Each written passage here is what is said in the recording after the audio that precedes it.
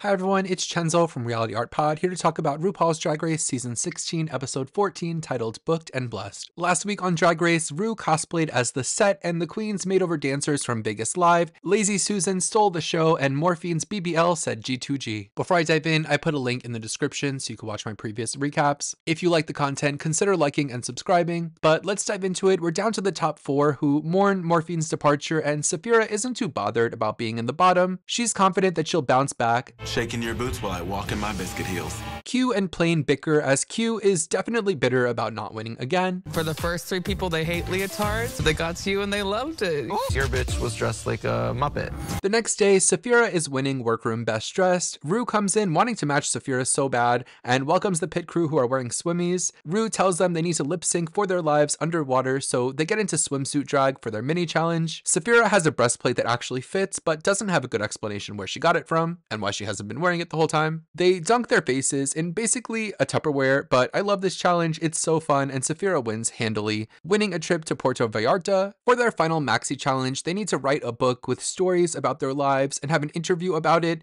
Nymphia's instantly frazzled because writing is her weakness. They write their stories, which is all very boring, but at least Nymphia gives us this.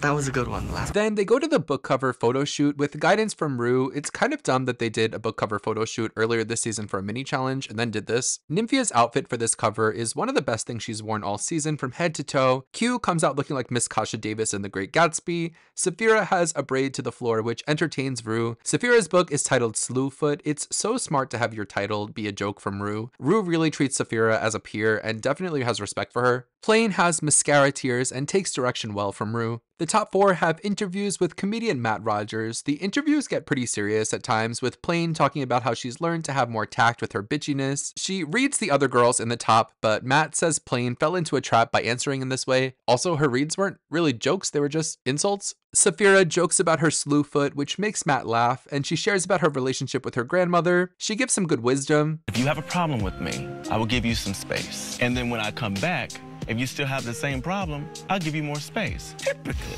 they missed you. And Matt says he was really impressed with her. Q shares in her book Alphabet Soup about her family struggling with having a rough childhood. This was very serious, and Matt was impressed with Q. Her book has a good message of savor every moment in life. Nymphia talks about dating and tells a gross story about being on a date in a park, getting on a slide, and getting covered in dog poop. She talks about growing up in Taiwan and comparing herself against Western beauty standards. On the main stage, Ru is wearing her finest Easter pastels. Michelle is in simple white. TS is stunning in a blue shiny top and a cool red hairstyle. And we have yet another Nepo baby, Ronan Farrow, in a sheer lavender top that I don't really like. For the runway, the category is Fandango. Q has a fanned orange tutu that calls back to her talent show. This look of all of them really said fans everywhere. Sapphira's blue dress has a reveal of big fans from the side. Nymphia is Marie Antoinette. She does look beautiful and even has little fans on her nails, but we've seen so many Marie Antoinette looks on the show, and she pulls up her skirt to reveal flames on her vagina, and was that really necessary to have flames on the vagina? Plain is a goddess and she looks really beautiful, but as usual, she kind of does the bare minimum to fulfill the prompt. Everyone else wore fans and she's holding a fan and her dress kind of has folds, but those are just folds. The judges critique and they don't like Q's look on the book cover. TS tells Q she should have worn her fan look on the cover. Then what would she wear tonight, TS? They say Sapphira had the best reveal on the runway and love her book and podcast. They love Nymphia's book cover, and Michelle says she never wants to see another Marie Antoinette look on the runway. I'm not actually sure if Michelle was just tired of Marie Antoinette looks or if Nymphia's was just so good that there's no need to do another. They like Plain's runway but don't like her book cover or her interview. Ru tells Plain she needs to be more vulnerable, which is really code for we need you to start crying right now, but all she says is, "Thank you so much."